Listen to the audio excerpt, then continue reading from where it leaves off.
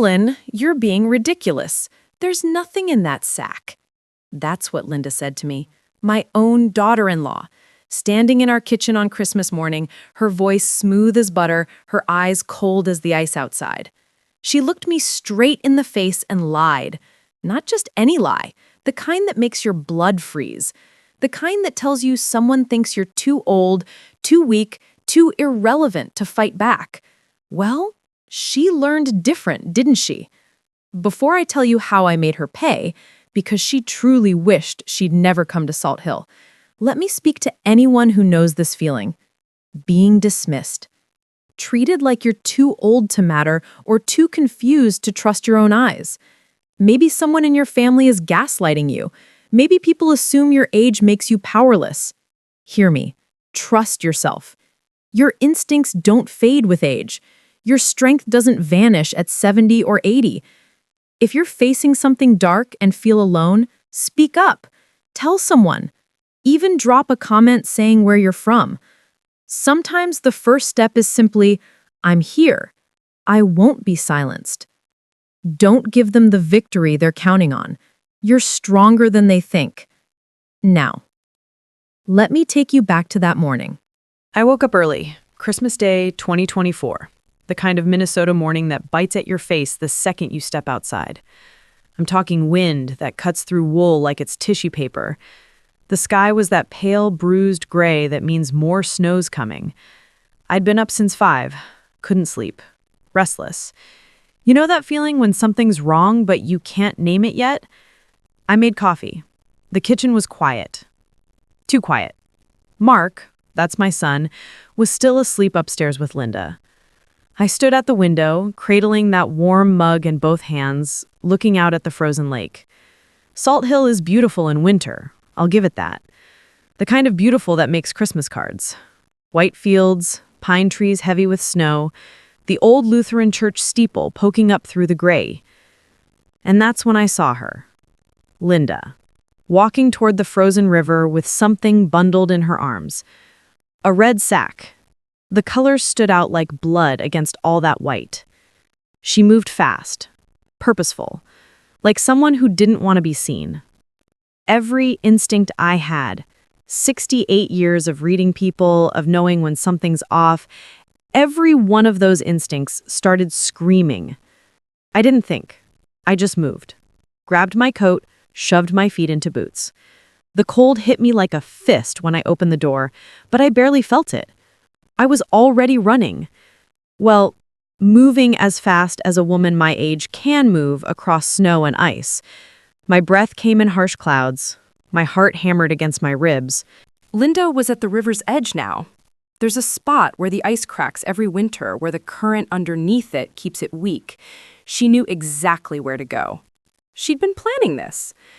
I watched her swing that red sack back. Once, twice.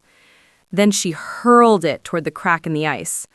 Linda! I screamed her name, but the wind swallowed it. The sack hit the ice, started sliding toward the dark water underneath, and then I heard it, a sound that stopped my heart cold. A whimper, muffled, desperate, alive. Something inside that sack was alive. Time did that strange thing it does in nightmares. Everything moved slow and fast at once. I was on the ice before I knew I'd decided to go. My boots slipped. I went down hard on my knees. You know that crack ice makes when you hit it? That sound went through me like electricity. The pain barely registered. All I could see was that red sack, half submerged now, water seeping into the fabric. I crawled, scrambled, reached. My fingers closed around wet canvas just as it started to sink. I pulled. God, I pulled with everything I had. The river fought me for it, that black water grabbing, trying to take it down. My hands were so cold they'd gone numb. I couldn't feel my fingers anymore. Couldn't feel anything except the desperate need to get that sack out of the water. One more pull. One more. And then I had it on solid ice. Safe. I tore at the knot with frozen fingers. It wouldn't open. Wouldn't... There, the fabric fell away. Inside, wrapped in a thin blanket, was a tiny face, Eyes closed. Lips blue. But breathing. Oh God, still breathing. My knees buckled. I collapsed right there on the ice, cradling that small, fragile life against my chest. Tears froze on my face before they could fall. Behind me, I heard footsteps. Quick. Panicked. Linda's voice cut through the wind, sharp with fury I'd never heard from her before. "Ellen, what are you doing? Put that down. Put it down right now." I looked up at her, really looked at her. This woman I'd welcomed into my family. This woman I'd trusted with my son's happiness. And I saw a stranger capable of something monstrous. What is this? My voice came out steady, calm. The kind of calm that comes after the world's already shattered. I held the small being closer, feeling its heartbeat against my chest. Proof. Evidence. Life. "Linda, what did you just try to do?" She didn't answer, just stared at me with those cold, calculating eyes. And in that moment, I understood something that would haunt me through everything that came after. She wasn't sorry she'd done it. She was sorry I'd stopped her. That tiny heartbeat against my chest kept trembling, kept insisting. This small life was depending on me now. Only me. Nobody else had seen what happened. Nobody else would believe me. I knew that already. An old woman against a charming, successful daughter-in-law? I could already hear how that story would sound. But they didn't know who they were dealing with. 40 years as a librarian taught me something valuable. How to research, how to find patterns, how to uncover truths that people desperately want buried, how to be patient, methodical, thorough. Linda thought I was just a harmless old woman who'd stumbled onto something I shouldn't have seen. She had no idea I was about to become her worst nightmare. Because here's what I knew, standing there on that frozen river with a rescued life in my arms and murder in my heart. I was going to find out what Linda was hiding. I was going to expose every lie she had ever told. And I was going to make absolutely certain she faced every consequence she deserved. No matter how long it took. No matter what it cost me. The war had begun. She just didn't know it yet. But the question that kept circling in my mind as I carried that small, shivering life back toward my house, the question that wouldn't let me rest, was this. What exactly had I just saved? And what dark secret was Linda so desperate to drown? I need you to understand something about that walk back to the house. The one where I carried that tiny, shivering life pressed against my chest while Linda followed behind me, silent, seething. My boots crunched through snow that had started falling harder. Each step felt like wading through concrete. The cold had seeped so deep into my bones I couldn't stop shaking. But I didn't let go. Not for a second. That small heartbeat against my ribs kept me moving forward. When we got inside, the warmth hit me like a slap. My fingers started burning as feeling came back. You know that pain? When your hands thaw out after being frozen? Like 1,000 needles stabbing all at once. I bit down hard on my lip to keep from crying out. Mark came downstairs in his pajamas, rubbing sleep from his eyes. He took one look at me, soaking wet, trembling, clutching this bundle, and his face went white. Mark said, "Mom," in this strangled voice, barely above a whisper, like he was afraid of what the answer might be. He said, "What happened? What is that?" And the fear in his tone made something inside me crack. This is my son. The boy I raised, the man I taught to tell truth from lies. And already, I could see him looking at Linda first, checking her reaction before he'd even heard my side. That's when I knew. This fight wasn't going to be easy. I told him the truth. Simple, direct. I said, I saw Linda throw this into the river and there was something alive inside and I pulled it out.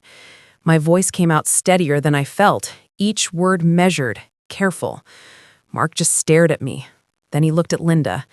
And Linda, God, you should have seen her.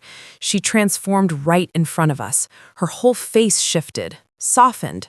Her eyes went wide and glassy with tears that appeared from nowhere. Her voice came out small and wounded and confused. She said she had no idea what I was talking about, said it so convincingly I almost doubted myself.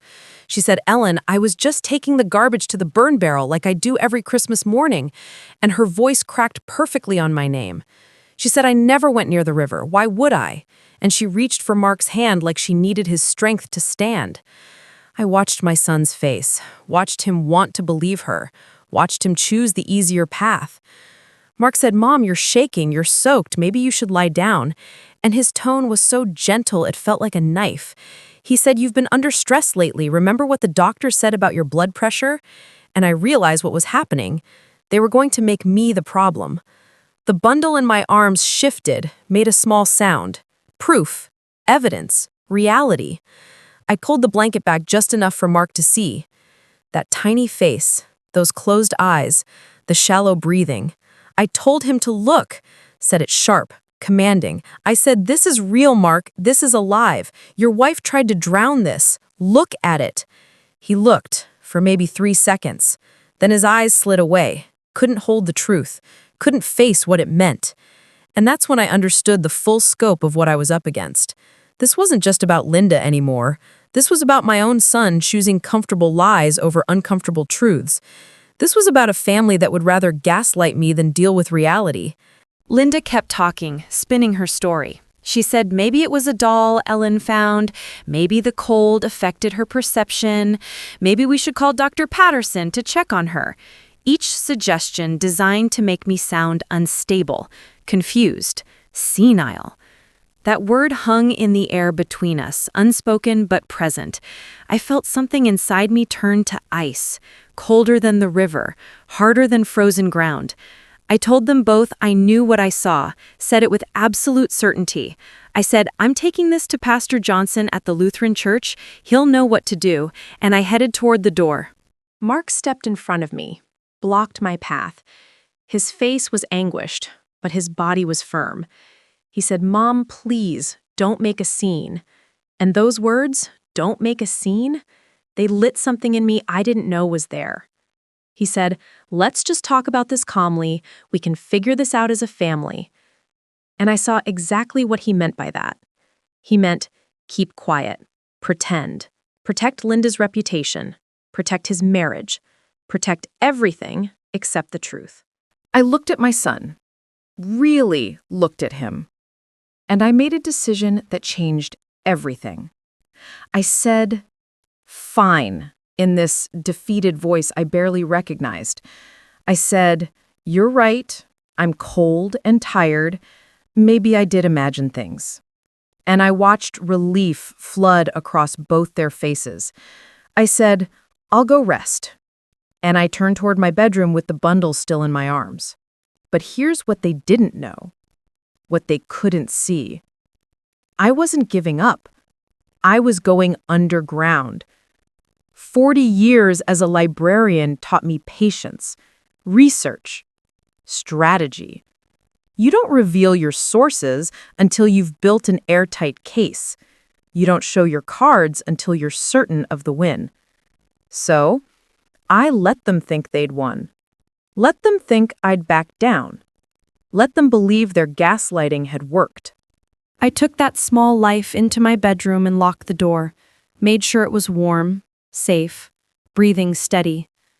Then I sat at my desk, the same desk where I've planned library programs and cataloged thousands of books, and I started something else entirely. An investigation. Methodical, thorough, ruthless. I pulled out my old notebooks, the ones I used for tracking down obscure references and verifying sources. I started a new page, dated it, December 25th, 2024. Then I wrote down everything, every detail from that morning, times, words, actions, Linda's route to the river, the exact location where she threw the sack, the color of the fabric, the sound I heard, the temperature of the water when I pulled it out. Evidence, documentation, proof. Outside my door, I could hear Mark and Linda talking in low voices.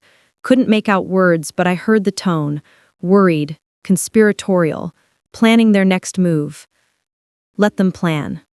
I had something they didn't. I had truth on my side. And I had something else too. Something that comes with age, with experience, with having nothing left to lose. I had absolute clarity about what mattered and what didn't. Social niceties didn't matter. Family harmony didn't matter. My reputation in this town didn't matter. What mattered was protecting the innocent life in my care. What mattered was exposing whatever darkness Linda was hiding. What mattered was making sure this never happened again. I looked at that small bundle sleeping peacefully in the blanket on my bed. So fragile, so utterly dependent on me now. And I made a promise. Quiet, fierce, unbreakable. I would find out what Linda was hiding. I would uncover every secret, every lie, every piece of her past she'd tried to bury. I would document it all with the precision of a trained researcher. And when I had enough, when I was absolutely certain, I would bring it all into the light. No matter how long it took, no matter who tried to stop me, no matter what it cost. The war had started that morning on the frozen river, but this cold, calculated resolve settling into my bones, this was when I became dangerous. Because there's nothing more formidable than an old woman who's decided she's got nothing to lose and everything to fight for. Linda thought I was weak, confused, easy to manipulate. She was about to learn exactly how wrong she was. But first, I needed information, and I knew exactly where to start looking. That old filing cabinet down by the harbor dock, the one the town kept meaning to clear out but never did, full of forgotten records, abandoned paperwork, the kind of documents people assumed nobody would ever look at again. I'd spent 40 years teaching people how to find things. Now I was going to use every skill I had to find the one thing Linda never wanted found, the truth. 3 days. That's how long I waited before I made my move. 3 days of playing the confused old woman, 3 days of letting Linda and Mark think they'd handled me. 3 days of watching them relax, drop their guard, start to believe their own lies. Meanwhile, I was working. You need to understand something about librarians. We're trained hunters, not for animals or people, for information, for patterns, for the tiny details that everyone else overlooks. 40 years of helping people find needles in haystacks taught me one crucial skill: patience paired with precision. Every morning, I shuffled around the house in my robe, made weak coffee, watched morning television with the volume too loud, played my part perfectly, the doddering grandmother who'd had a little episode on Christmas morning, but was fine now, nothing to worry about. Linda watched me constantly those first 2 days. Suspicious, wary, but by day 3, I saw her shoulders relax, saw her smile at Mark with that relieved expression. Crisis averted. Ellen was back to normal. That's when I knew it was time. I'd arranged for Mrs. Chen from church to watch over the small life I'd rescued. Told her it was a foundling I was helping temporarily. She asked no questions, bless her. Just agreed to keep the baby warm and fed while I was out. Some people still understand that when an elder asks for help, you give it. No interrogation required. The morning of December 28th dawned clear and brutally cold. The kind of cold that makes your lungs ache when you breathe. I bundled up in layers. Thermal underwear, wool sweater, down coat, thick gloves, boots with good traction. Told Linda I was going to the community center for the senior luncheon. She barely looked up from her phone, just waved at me absently. Said, "Have fun," in that dismissive tone people use when they're not really listening. Perfect. The harbor dock sits at the edge of town where Salt Hill meets the frozen lake. In summer, it's busy with fishing boats and tourists. In winter, it's abandoned, Just snow-covered planks and that old supply shed nobody uses anymore. Inside that shed is where they kept the filing cabinet. Gray metal, 4 drawers, packed with decades of forgotten paperwork from the old harbor master's office. The town council kept saying they'd digitize everything and clear it out. They'd been saying that for 15 years. I'd cataloged those files back in 2003 when I helped organize the town's historical records. I remembered exactly what was in there. Medical clearances for boat operators, police reports from dock incidents, worker compensation claims, insurance documents, and personnel files. Lots and lots of personnel files. The shed door was frozen shut. I had to kick it 3 times before it gave way with a shriek of protesting hinges. The sound echoed across the empty dock. I froze, listening. Nobody came. Nobody cared about this forgotten corner of town. Inside, the air smelled like mildew and old paper and mouse droppings. Lovely. The filing cabinet sat against the far wall, exactly where I remembered it. Rust had eaten into the corners. The bottom drawer was stuck. I'd brought tools: screwdriver, hammer, WD-40. When you're planning a proper investigation, you come prepared. It took 20 minutes of prying and spraying before that drawer finally screeched open. My hands were numb despite the gloves. My back screamed from bending over. But there they were. Personnel files from 1998 through 2007. I started searching, methodically, alphabetically. My eyes aren't what they used to be, so I'd brought my good reading glasses and a flashlight. Adams, Bergman, Chen, Davidson, Ellis. My fingers were shaking. From cold or anticipation, I couldn't tell. Probably both. Fletcher, Garrison, Hayes, Johnson, Klein. The light from my flashlight flickered. Battery dying. I shook it hard. Come on, not yet. Lewis, Martinez, Murphy, Myers. My heart stopped. There it was. A file with Myers written on the tab in faded blue ink. But not Mark's Myers.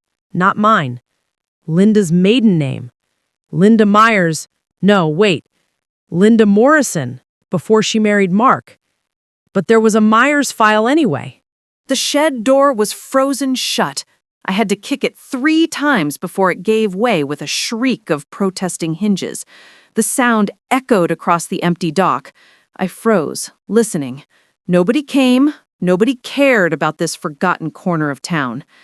Inside, the air smelled like mildew and old paper and mouse droppings. Lovely.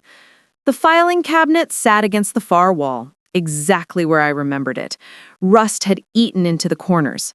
The bottom drawer was stuck. I'd brought tools: screwdriver, hammer, WD-40.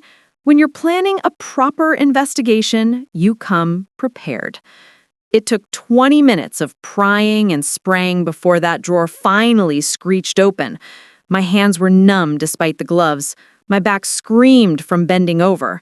But there they were, personnel files from 1998 through 2007. I started searching, methodically, alphabetically. My eyes aren't what they used to be, so I'd brought my good reading glasses and a flashlight. Adams, Bergman, Chen, Davidson, Ellis. My fingers were shaking. From cold or anticipation, I couldn't tell. Probably both. Fletcher, Garrison, Hayes, Johnson, Klein. The light from my flashlight flickered. Battery dying. I shook it hard. Come on, not yet. Lewis, Martinez, Murphy, Myers. My heart stopped. There it was. A file with Myers written on the tab in faded blue ink. But not Mark's Myers. Not mine. Linda's maiden name. Linda Myers. No, wait. Linda Morrison, before she married Mark. But there was a Myers file anyway. I pulled it out with trembling fingers. The folder was thin, maybe 10 pages. I opened it. Medical clearance form from 2004. Linda Morrison Myers, age 22, Applying for seasonal work at the harbor. Physical examination required. The examining physician had signed off. Everything looked normal. But stapled to the back of the medical form was something else. A police incident report. The ink had faded, but I could still read it. Officer Samuel Whitman responding to a disturbance call. Date, July 17, 2004. Location, Harbor Storage Facility. Subject, Linda Morrison Myers, age 22. Found in distress state. Details recorded in Supplementary Report, see Case File H2004-0847. Sam Whitman, my neighbor Sam. The retired cop who lived 2 houses down. The same Sam who'd been so friendly to me lately, who'd brought over casseroles after Christmas, who'd asked so carefully about how I was feeling, whether I'd been sleeping well, whether I'd had any more confusion. Sam who never mentioned he knew Linda from 20 years ago. My hands started shaking so hard the paper rattled. This wasn't coincidence, this was connection. This was the thread I'd been looking for. But I needed more. That supplementary report, case file H2004-0847. Where would that be?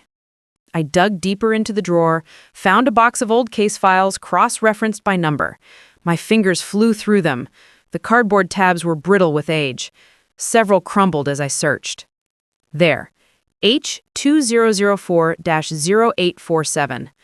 The folder was thick, much thicker than Linda's personnel file.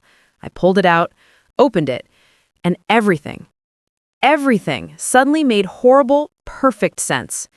Inside were photographs, witness statements, medical examiner's preliminary notes, evidence logs, all centered around an incident at the harbor 20 years ago involving a young pregnant woman and... The shed door slammed open behind me. Wind and snow blasted in. I whirled around, clutching the file to my chest. Sam Whitman stood in the doorway, backlit by winter sun. His expression wasn't friendly anymore, wasn't neighborly. It was cold, calculating, dangerous. He said, "Ellen," in this weary voice like he was disappointed in me. He said, "I really wished you hadn't come here," and the regret in his tone made my blood run cold. He said, "We could have handled this quietly, but you just couldn't let it go, could you?" And he stepped inside the shed, pulled the door shut behind him. The lock clicked. That sound seemed impossibly loud in the small space. Sam said, "Now we have a problem," and his hand moved to his belt where I suddenly noticed he still carried something from his police days. A gun. I was alone in a locked shed with a man who just revealed himself as Linda's accomplice, holding evidence that could destroy them both, with nobody knowing where I was. And Sam Whitman was standing between me and the only door out. Here's something they don't tell you about fear. Real fear. The kind where you're facing down a man with a gun in a locked shed and nobody knows where you are. Your mind goes crystal clear. Every detail sharpens into focus. The rust spots on the filing cabinet, the way Sam's breath clouded in the cold air, the weight of that case file pressed against my chest, the distance between us, maybe 12 feet. Too far to reach the door, too close to run. But here's what Sam didn't know about me, what nobody seemed to remember about quiet old Ellen who spent 40 years behind a library desk. I'd grown up in northern Minnesota in the 1950s. My father taught me to hunt, to track, to stay calm when a black bear wandered into camp. He used to say, "Fear is just information, Ellen. Use it. Don't let it use you." So I used it. I looked at Sam, really looked at him, saw past the gun to the man holding it, and what I saw wasn't a cold-blooded killer. What I saw was grief, exhaustion, desperation. A man who'd made terrible choices and spent 20 years living with them. I said, "Sam," with my voice steady and calm, like I was asking him about his day. I said, "You don't want to hurt me," and I meant it. I said, "Whatever happened 20 years ago, adding violence now won't fix it," and I watched his hand tighten on that gun. His face twisted with something that looked like pain. He said, "You don't understand," in this broken voice, almost pleading. He said, "Linda was just a kid. She was terrified. She came to me for help." And I heard the years of justification in those words. This was a man who'd been telling himself a story for 2 decades, convincing himself he'd done the right thing, that he'd been protecting someone vulnerable, that his lies were somehow noble. I needed to understand that story, needed him to tell me. So I did something counterintuitive. I sat down on the floor, just lowered myself slowly onto the cold concrete, made myself smaller, less threatening. The file still clutched in my hands, but my posture saying, "I'm listening. I'm not attacking. Talk to me." Sam blinked, confused by the shift. The gun lowered just slightly. I said, "Tell me what happened, Sam." And I said it gently, like I was asking a patron to explain what book they were looking for. I said, "I can see this has been eating at you for years." And that was true. I could see it in every line on his face.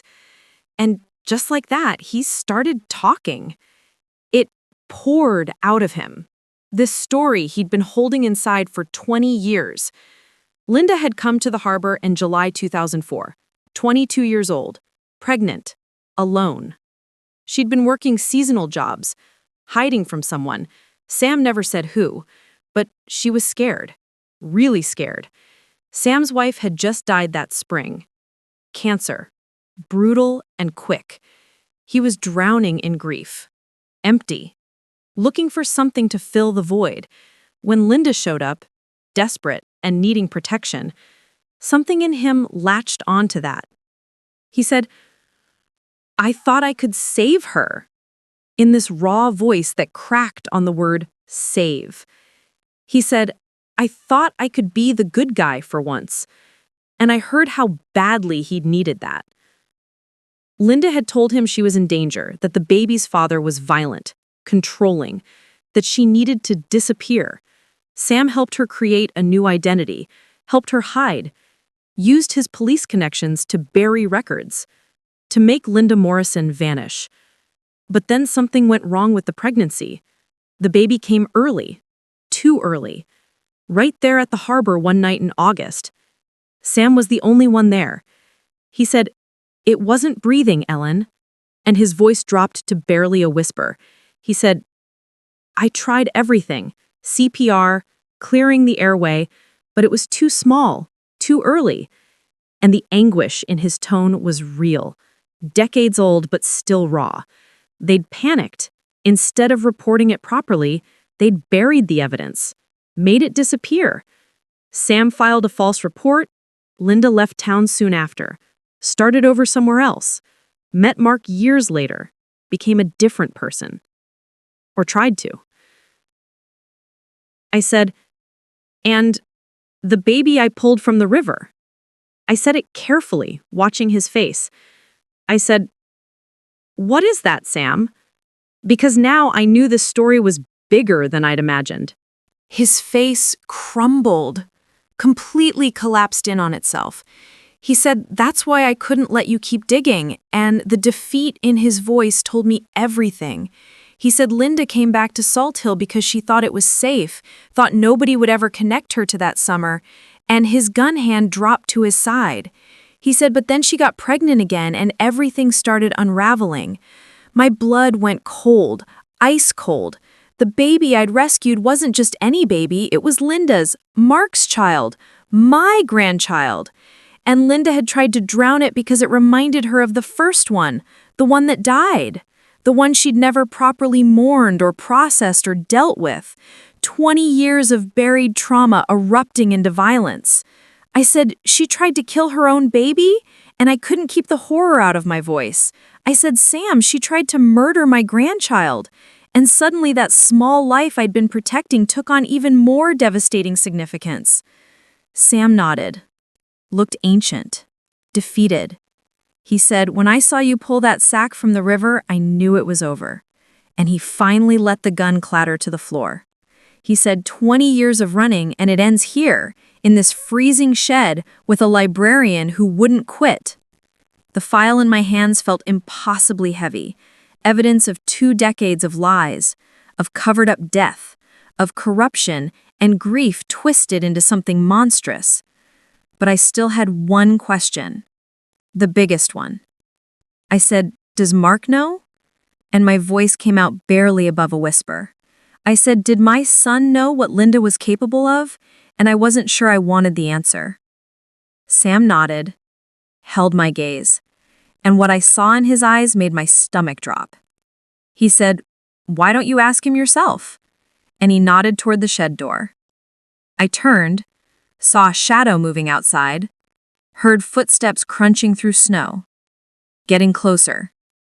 The door handle rattled, started to turn, and I realized with sudden, terrible clarity that I'd walked into something far worse than I'd imagined, that the web of lies extended deeper into my own family than I had ever suspected. The door opened. Cold wind rushed in. Mark stood there, my son, his face pale, his eyes wild, and in his hand he held something that made my heart stop. Another red sack. He said, "Mom," in this voice I'd never heard before, hollow and strange and not his own. He said, "I'm sorry, but you shouldn't have kept digging." And behind him, I could see Linda waiting in the parking lot, watching, making sure her loose ends got tied up. Every piece of the puzzle slammed into place at once. The conspiracy was never just Linda and Sam. It had always included Mark, my own son. He'd known, helped, covered for them. And now all three of them were here, together, with me trapped, holding evidence that could destroy them all. The question wasn't whether I'd survive this. The question was whether the truth would. You know what's strange about the moment your whole world shatters? Time does this weird thing where it stretches and compresses simultaneously. Everything happens in slow motion and lightning fast, all at once. Mark stood in that doorway, holding a red sack.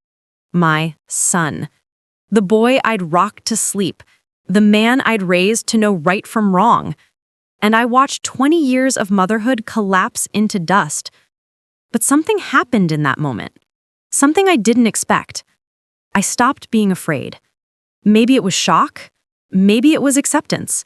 Maybe it was just pure rage burning through every other emotion.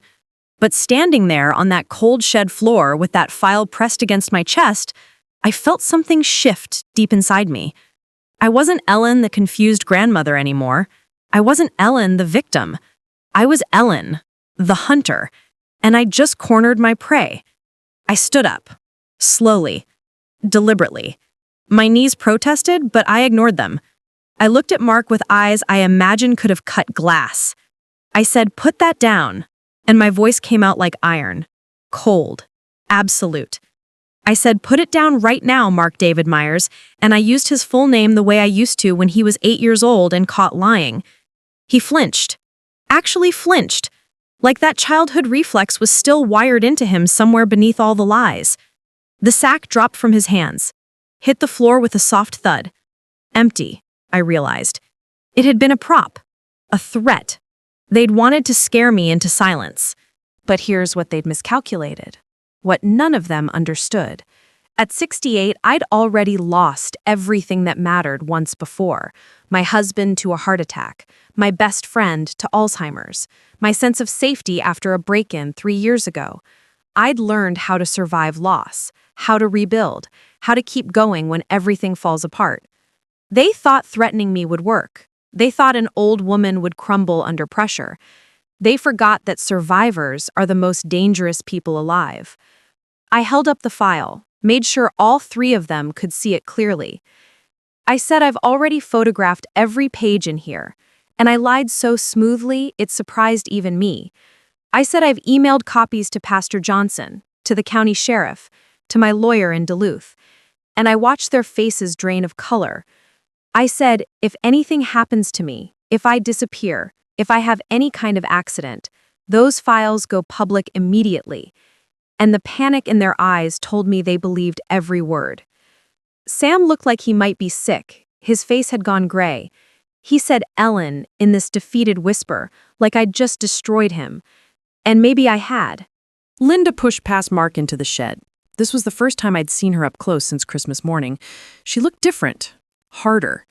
The mask she usually wore had completely fallen away. What remained was something cold and calculating and utterly without remorse. She said, "You're bluffing," in this flat voice, trying to sound confident, but I heard the tremor underneath. She said, "You're a librarian. You don't know how to do any of that." And her contempt was thick enough to taste. I smiled, actually smiled, and it must have been terrifying because Linda took a step backward. I said, "I've been teaching senior computer literacy classes at the library for 10 years, and I kept my voice pleasant, almost cheerful. I said, I know exactly how to scan documents, create encrypted files, and set up automated emails, and I watched that information land like a bomb." The truth was, I hadn't done any of those things. Yet. But they didn't know that.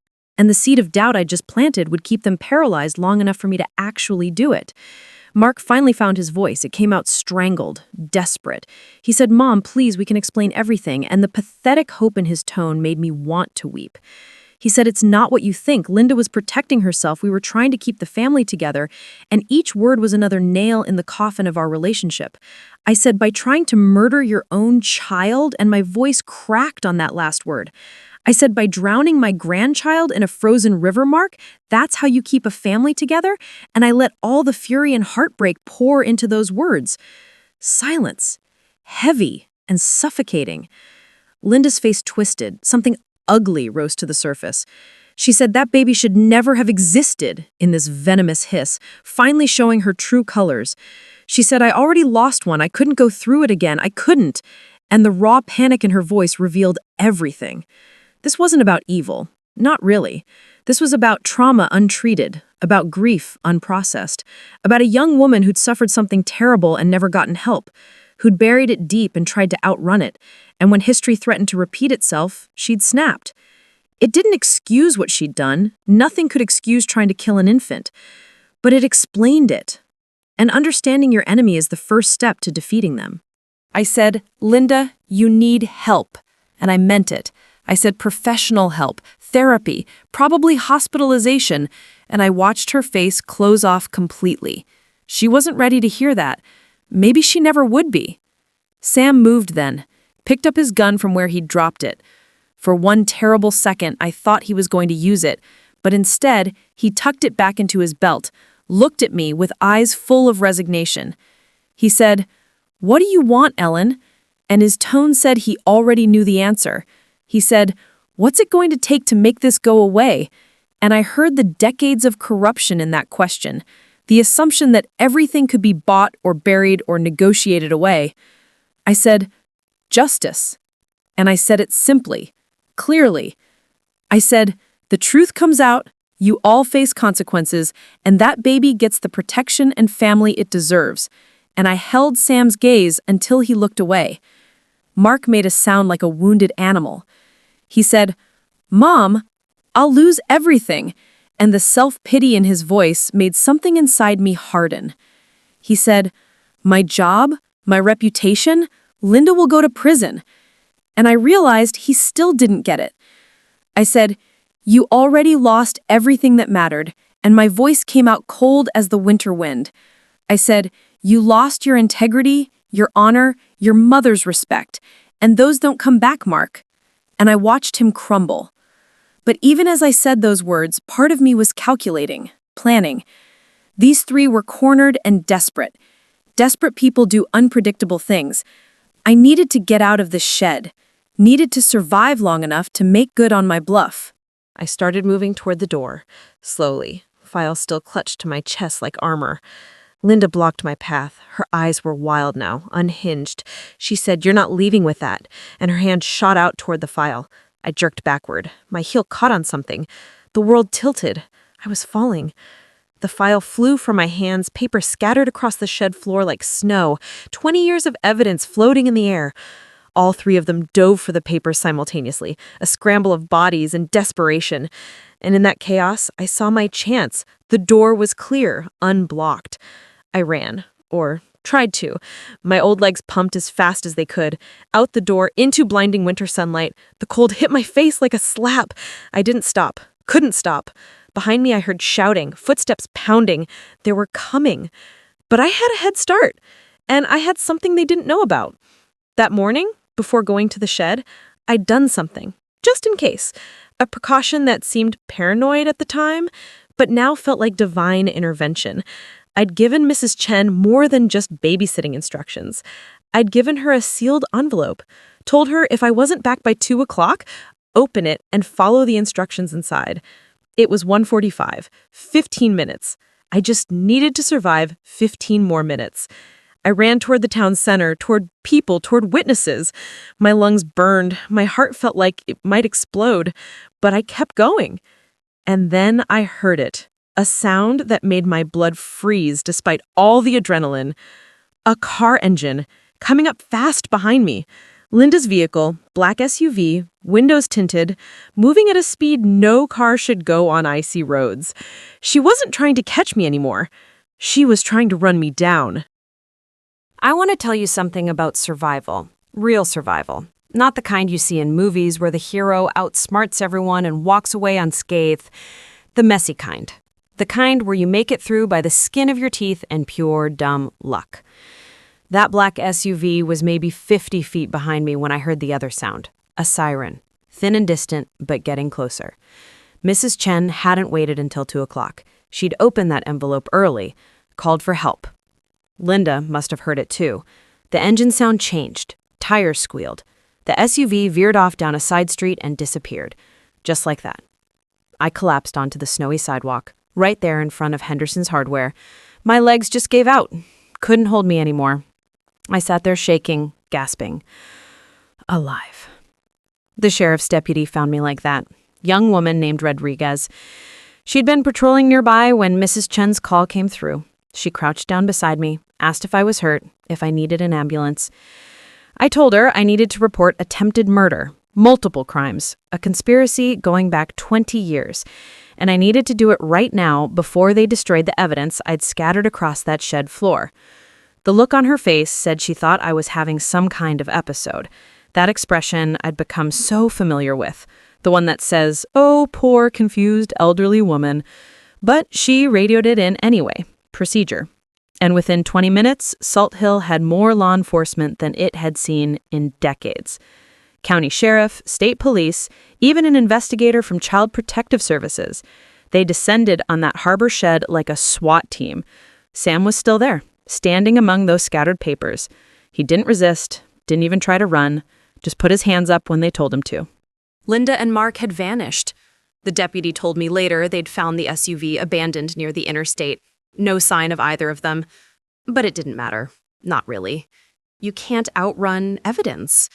You can't hide from documentation that's already in the system. The next 72 hours were a blur. Statements, interviews, medical examinations for the baby, my grandchild, who turned out to be remarkably healthy, considering everything. Social services got involved, lawyers appeared, the whole machinery of justice grinding slowly to life.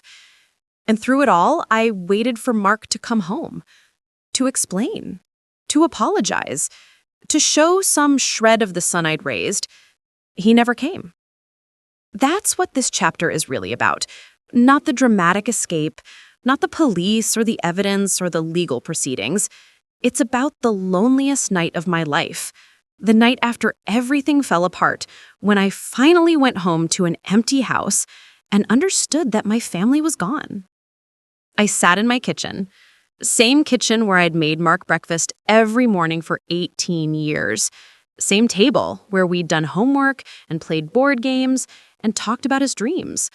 The Christmas lights were still up, still twinkling, mocking me with their cheerfulness. The house felt enormous, hollow, like all the warmth had been sucked out of it. I could hear every creak, every settling beam, every whisper of wind against the windows. Sounds that had never bothered me before suddenly felt menacing. I made tea, didn't drink it, just held the warm mug and stared at nothing. My phone kept ringing, neighbors, church members, people who'd heard fragments of what happened. Their curiosity disguised as concern. I let it go to voicemail, couldn't face their questions, their judgment, their pity. Around midnight, I finally checked my messages. 17 calls, 23 texts, most from people I barely knew. everyone suddenly interested in the drama unfolding in quiet Salt Hill. One text was from Sam's daughter in California. She'd heard about her father's arrest, wanted to know what happened, said she hadn't spoken to him in years. The pain in those words echoed my own. Another was from Pastor Johnson, brief, kind, said the church was praying for me, that I could call anytime, day or night. It was the only message that made me cry. But the worst part, the part that hollowed me out completely, was the silence from Mark. Not a call, not a text, not a single word. My son had chosen his path, and it led away from me.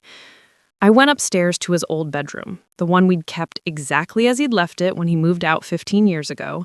His high school trophies on the shelf, his graduation photo on the wall, evidence of a boy who'd existed once, before lies and loyalty to the wrong person corrupted him.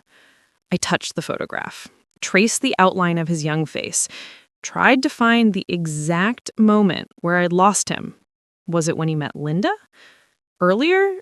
Had I missed signs? Failed somehow as a mother? The questions spiraled, endless, unanswerable. Guilt has a way of eating you alive in the dark. I heard a sound downstairs. Footsteps. Slow. Deliberate. Someone was in my house. My first thought was Mark. He'd come back. We could talk. Fix this somehow. I moved to the stairs, started down, hope fluttering stupidly in my chest. But the silhouette in my kitchen wasn't Mark's. Wrong height. Wrong build. This person was smaller. Female. Linda stood in my kitchen. Backlit by those cheerful Christmas lights, her hair was wild, her clothes disheveled. She looked like she hadn't slept in days. Maybe she hadn't. She said we need to talk in this eerily calm voice, almost conversational. She said, "You've destroyed everything, Ellen, everything I built," and the matter-of-fact tone made it worse somehow. She said, "I just wanted a normal life. Was that so wrong?" And she asked it like she genuinely expected an answer. I stayed on the stairs, kept distance between us. My phone was upstairs, no way to call for help. The deputy had driven by an hour ago, wouldn't be back until morning patrol. I said, "Linda, you tried to kill your baby," and I kept my voice level despite my racing heart. I said, "There's no conversation that makes that okay," and I watched her face twist. She said, "You don't understand," in this desperate pleading tone that sent my teeth on edge. She said, "You don't know what it's like to lose a child, to hold your dead baby, to feel that guilt every single day." And the rawness in her voice was genuine, painful, real. But it didn't change what she'd done. Trauma explains behavior, it doesn't excuse it. I said, "I know you're hurting," and I meant it. I said, "I know you needed help 20 years ago and never got it," and I watched her eyes fill with tears. I said, "But Linda, you have to face this now. You have to turn yourself in," and I saw the exact moment she decided against it. Her hand moved to her pocket, pulled something out. I couldn't see what in the dim light, but the way she held it, the way her fingers wrapped around it, my stomach dropped. She said, "I can't go to prison," and her voice had gone flat, empty. She said, "I can't lose everything, not again." And she started moving toward me, slow, purposeful. I backed up the stairs, 1 step, 2, my mind racing. The bedroom, I could lock myself in. But my phone was in the kitchen. No landline upstairs, I'd gotten rid of it years ago. Stupid, so stupid.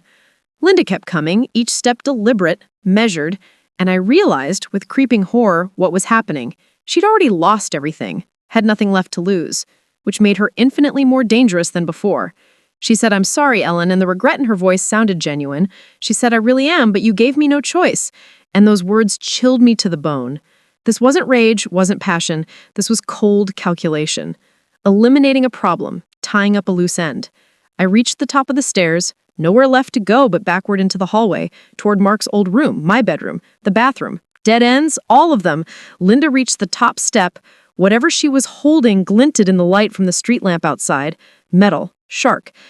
And then I heard something, a sound that changed everything. A tiny cry from downstairs, the baby, my grandchild. Mrs. Chen must have brought the child back, left it sleeping in the carrier by the door. The sound that had saved me once before in a frozen river. Linda froze.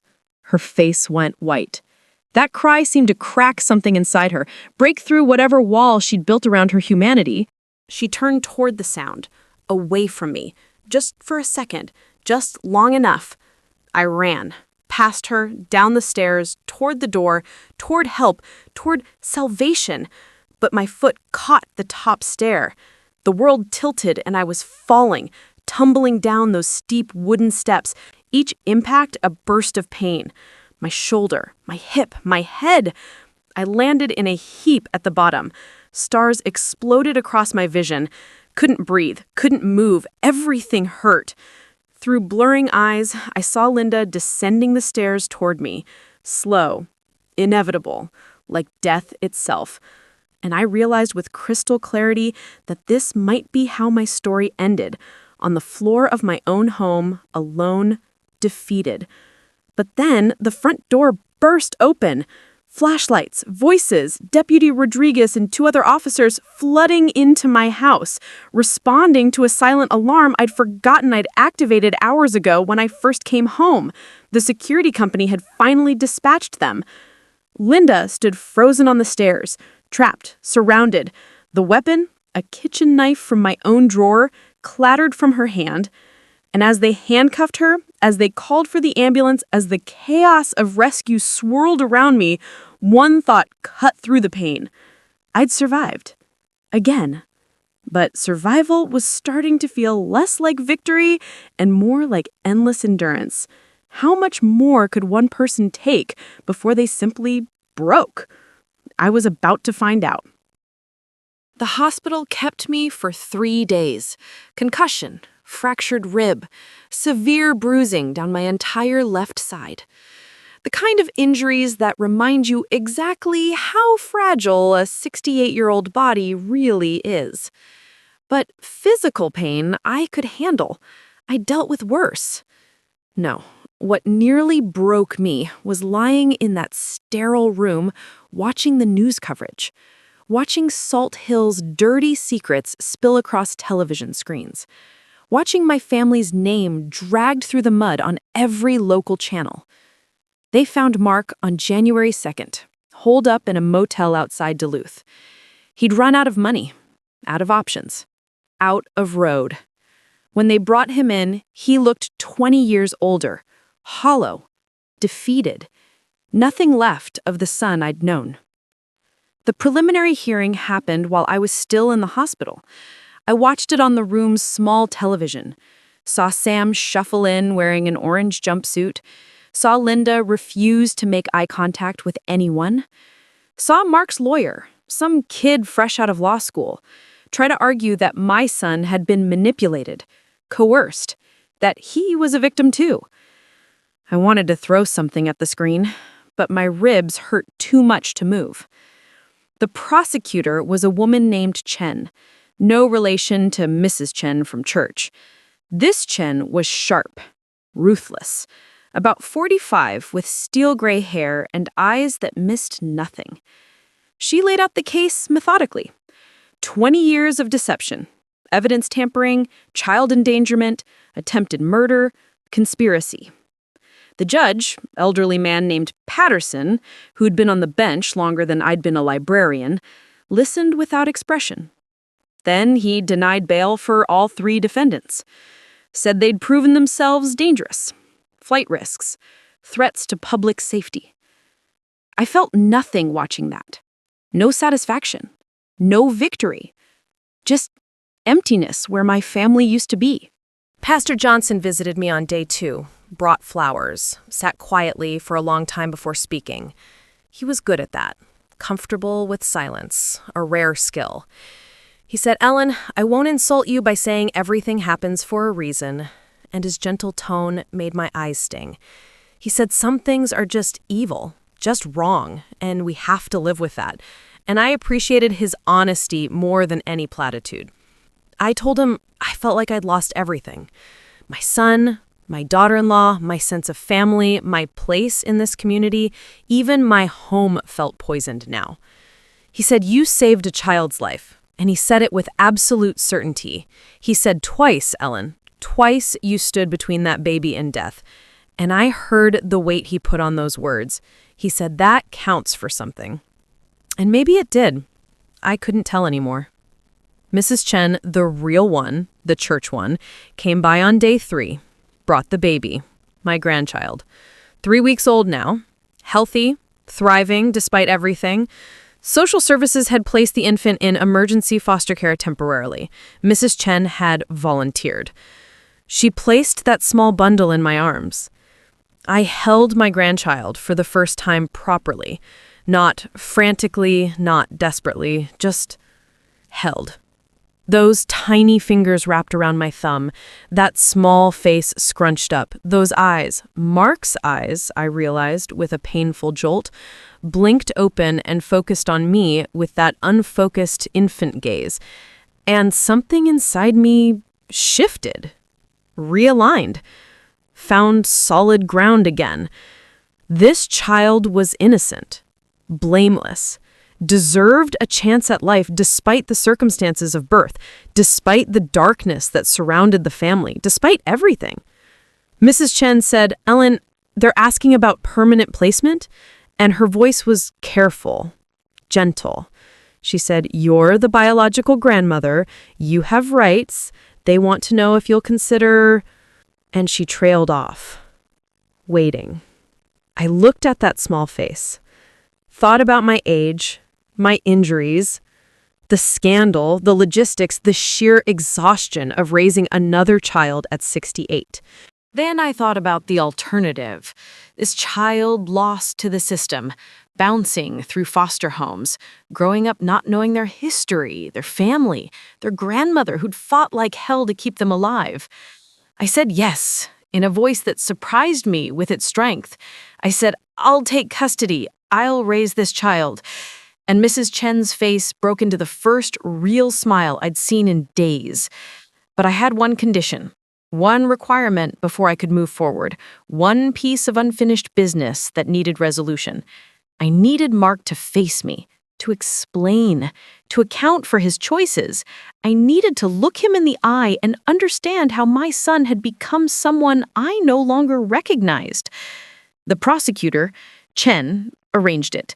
Said she wanted my victim impact statement anyway for the formal charges. Might as well get everything done at once. She was efficient like that, clinical, but not unkind. They brought Mark to a conference room at the county courthouse. Small space, cheap table, plastic chairs, fluorescent lights that made everyone look sickly. A deputy stood by the door. Standard procedure when a defendant meets with victims. Mark looked terrible. Prison orange washed out his complexion. He'd lost weight, gained shadows under his eyes. His hands shook when they removed the cuffs. Just shook continuously, tremors he couldn't control. We sat across from each other. 3 feet of scratched table between us. Might as well have been the Grand Canyon. He said, "Mom," in this broken whisper, barely audible. He said, "I'm so sorry," and tears started sliding down his face immediately. He said, "I never meant for any of this. I thought I was protecting her. I thought..." And his voice dissolved into sobs. Part of me wanted to reach across that table, hug my son, tell him it would be okay. That's what mothers do. That's the instinct. But I didn't move, couldn't, because he'd made his choices and I needed him to own them. I said, "When did you know?" And I kept my voice flat, emotionless. I said, "When did you know what Linda had done to that first baby?" And I watched him flinch like I'd slapped him. He said, "I found out 2 years ago," and his voice came out strangled with shame. He said, "I was cleaning out some old boxes, found documents Linda had hidden, medical reports, and I saw the exact moment it all clicked for him." He said, "I confronted her, she broke down, told me everything, and I could hear the justifications already forming. He said she was so damaged, Mom, so traumatized, I thought I could help her heal." And there it was, the fatal mistake. I said, "And when she got pregnant again?" In this cold voice I barely recognized as mine. I said, "When you knew she was unstable, when you knew what she'd done before, you didn't get her help, you didn't protect that baby," and I let each accusation land like a hammer blow. He crumbled, completely collapsed, in on himself, said he thought it would be different this time, that Linda had healed enough, that love would be enough. Every thought wrong, every assumption deadly. I said, "Mark, You chose to protect a murderer over protecting an innocent child, and I made sure he heard every word clearly. I said, you chose her lies over truth, her comfort over justice, and your son is sitting with that now. He looked up at me with devastated eyes. Said, what son? In this confused voice, like he'd missed something crucial.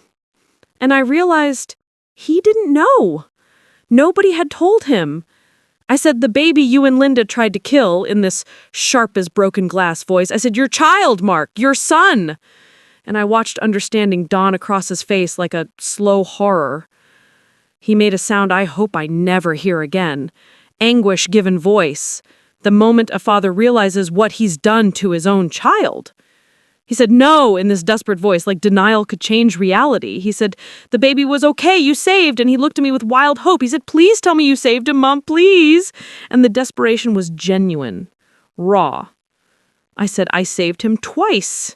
And I let him see the cost on my face. I said, once from the river and once from your life in my own home. And I watched that truth shatter him completely.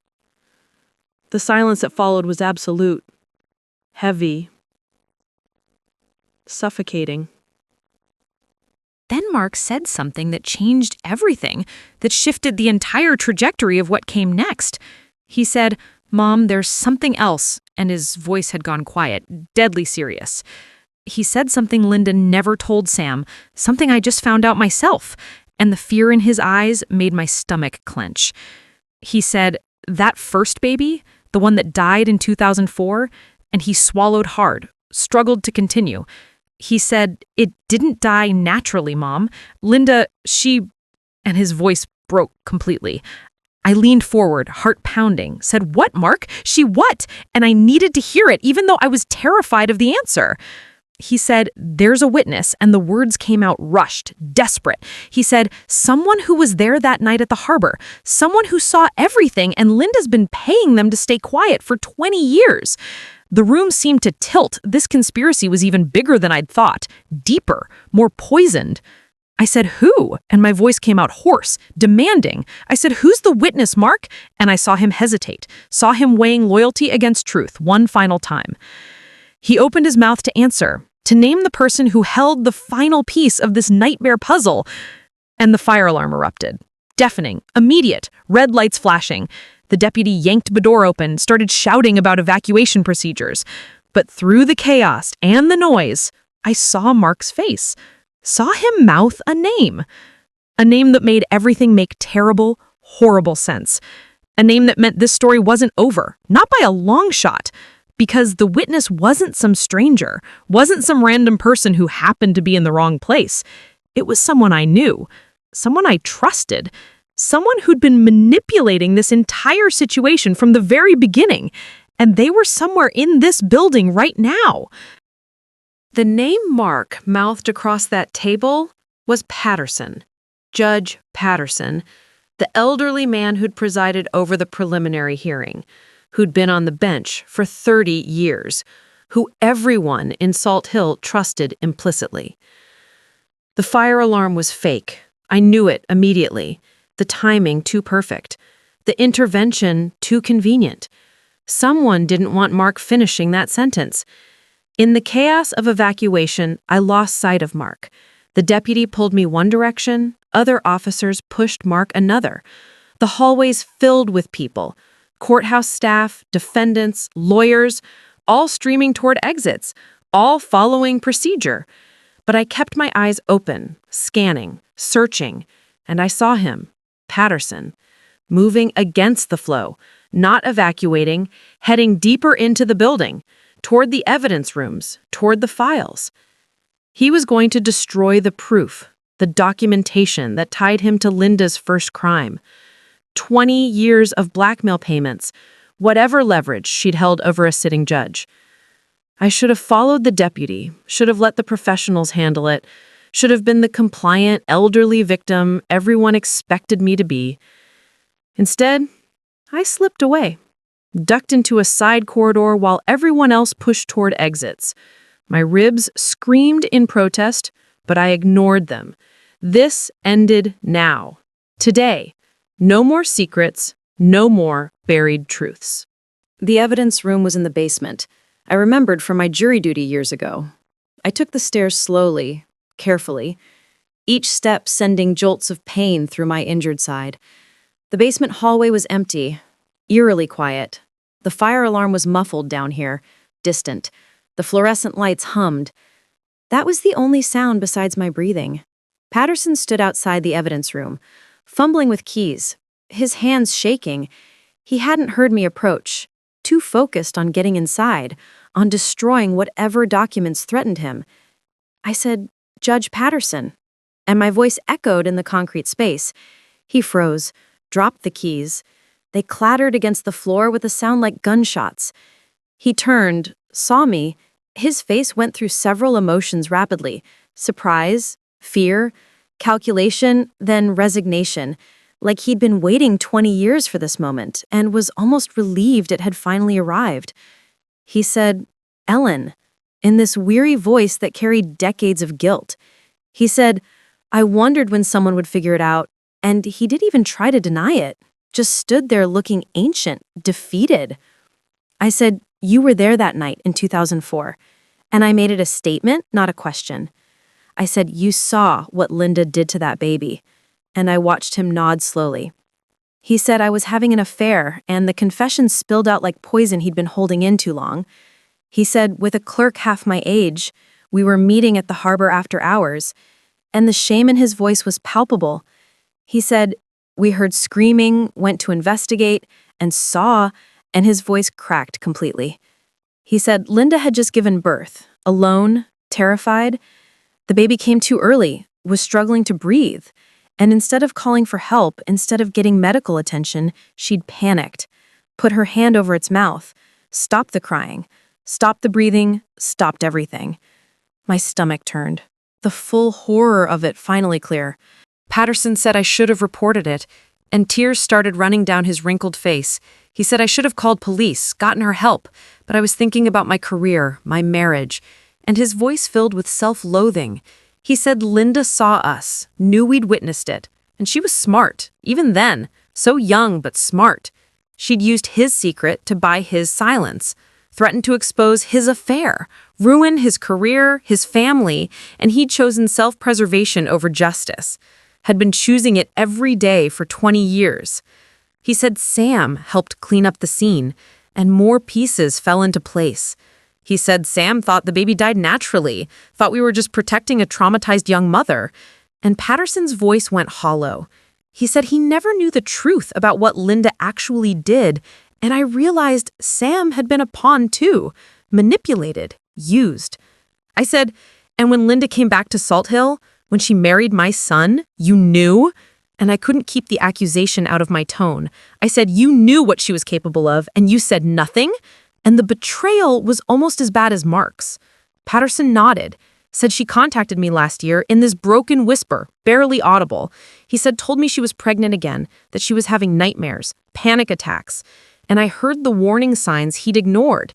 He said, I told her to get therapy, to see a doctor, but she refused. And his voice was thick with regret. He said, and then Christmas morning happened, and I knew she'd snapped again. He said I tried to delay proceedings, give her time to run, hoping she'd just disappear.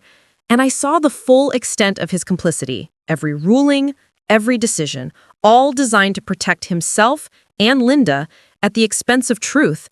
I said a baby almost died because you were too cowardly to face your mistakes, and I let my contempt show fully.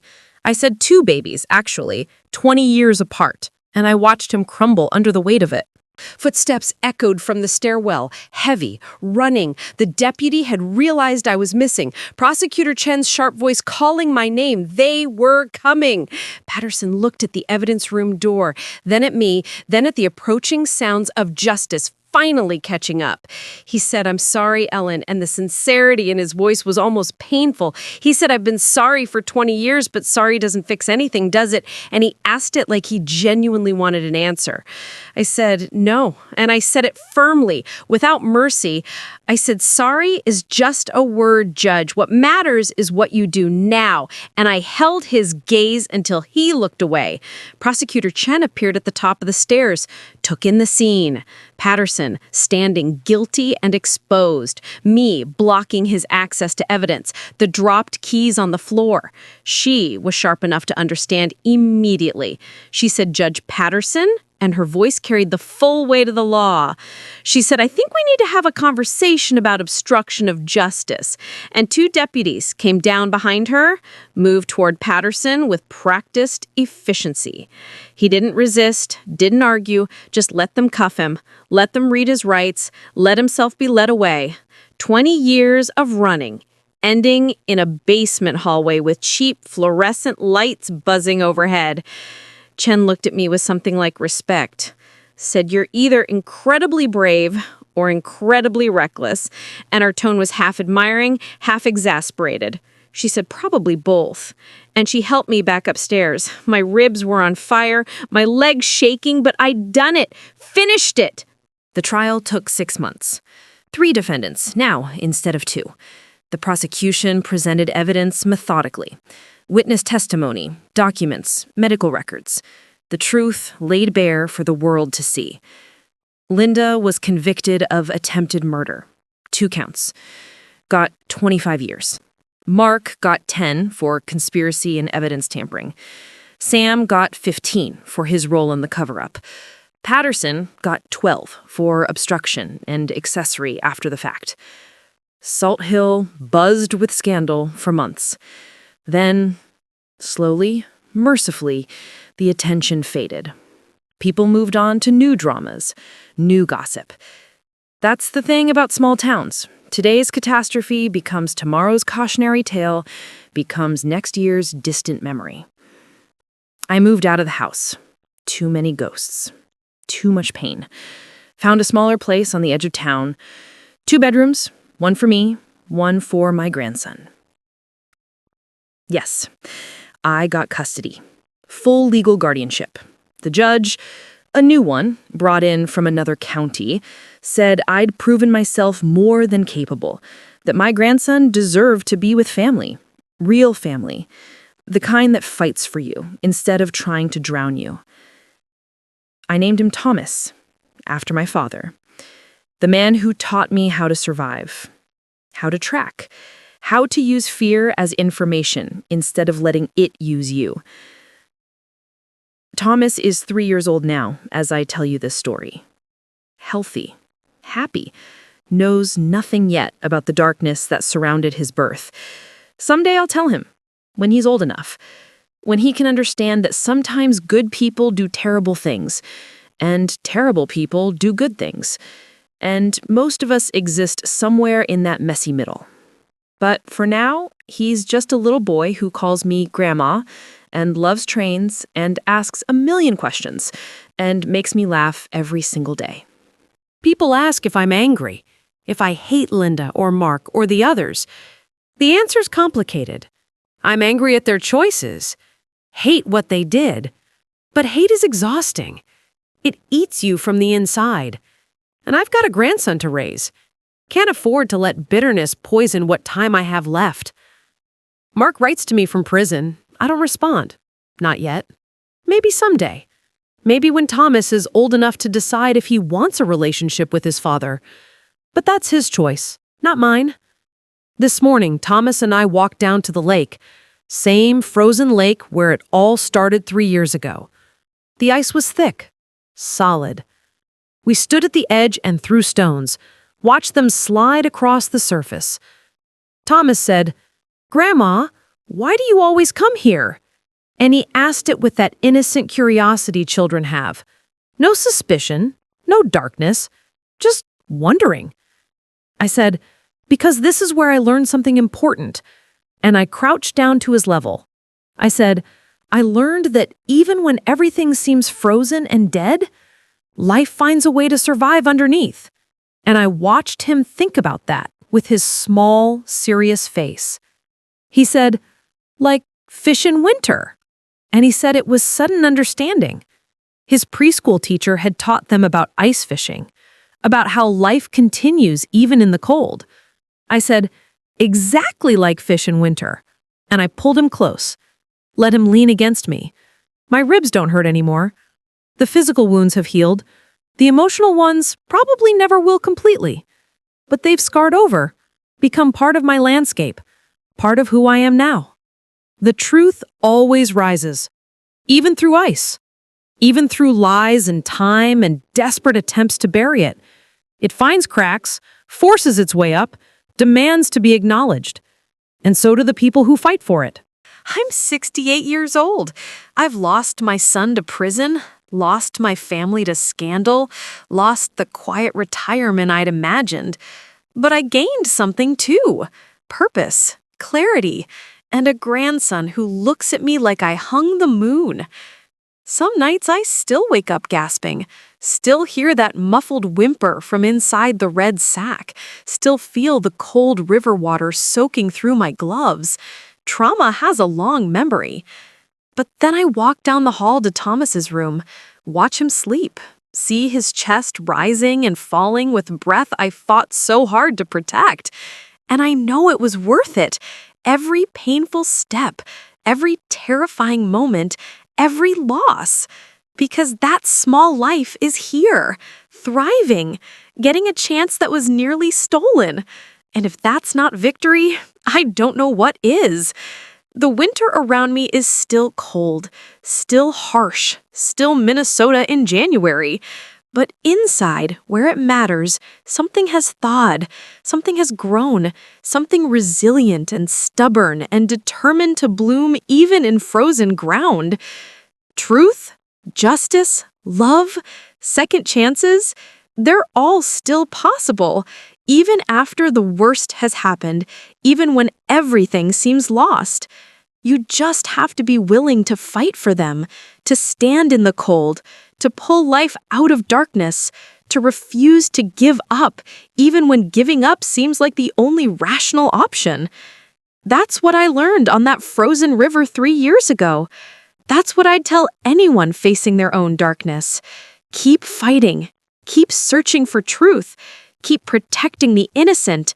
Because you never know what life you might save, what justice you might bring, what future you might make possible. Even through ice. Especially through ice.